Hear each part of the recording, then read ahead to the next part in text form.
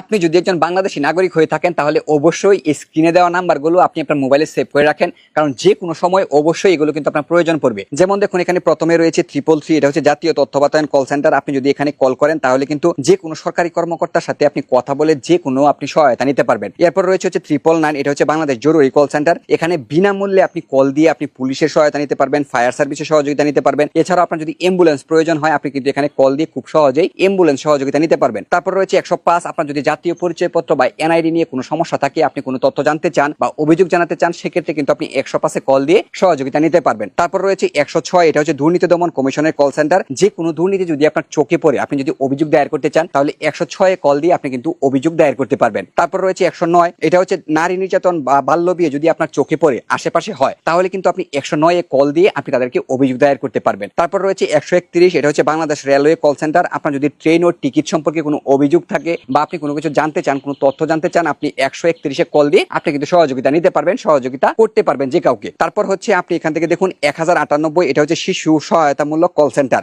আপনার চারপাশে কিন্তু অনেক শিশুদের যে কোনো সমস্যা হতে পারে, আপনি একদম বিনামূল্যে এই 1098-এ কল দিয়ে আপনি কিন্তু সহযোগিতা নিতে পারবেন। তারপর হচ্ছে 16123, এটা হচ্ছে কৃষি বিষয়ক যে কোনো পরামর্শ পেতে আপনি বিনামূল্যে এই নাম্বারে কল করতে পারবেন। অর্থাৎ কৃষি, মৎস্য, প্রাণী সম্পদ বিষয়ক কোনো পরামর্শ দরকার হলে আপনি কিন্তু অভিজ্ঞতার সাথে একদম বিশেষজ্ঞের সাথে আপনি কথা বলতে পারবেন সরাসরি। তারপর রয়েছে 16263, এটা হচ্ছে বাংলাদেশ সরকারের স্বাস্থ্য কল সেন্টার। আপনি যে কোনো সময় 24 ঘন্টা যে কোনো সময় আপনি কিন্তু একজন বিশেষজ্ঞের সাথে কথা বলতে পারবেন। তারপর রয়েছে 16256, এটা হচ্ছে আপনার ইউনিয়ন সকল তথ্য জানতে। আপনার যদি ইউনিয়ন সম্পর্কে কোনো কিছু জানার প্রয়োজন হয় আপনি আপনার ইউনিয়নের পরিচয় দিয়ে আপনি কিন্তু সকল তথ্য আপনি পেতে পারেন। তারপর রয়েছে 16402, এটা হচ্ছে বিটিসিএল কল সেন্টার, ঠিক আছে। তারপর রয়েছে সর্বশেষ 16430, এটা হচ্ছে সরকারি আইনি সহায়তা কল সেন্টার। আইনগত যে কোনো পরামর্শ বা সাহায্য পেতে বিনামূল্যে আপনি কল করতে পারেন। আপনি যদি কোনো আইন সম্পর্কে ভালোভাবে না জানেন, কোনো আইন সম্পর্কে আপনি জানতে চান, তাহলে আপনি 16430-এ কল দিয়ে আপনি সেই আইন সম্পর্কে জানতে পারবেন এবং প্রয়োজনীয় ব্যবস্থা নিতে পারবেন। তো বন্ধুরা, অবশ্যই আপনি যদি একজন বাংলাদেশী নাগরিক হয়ে থাকেন তাহলে আপনি এই নাম্বারগুলো বা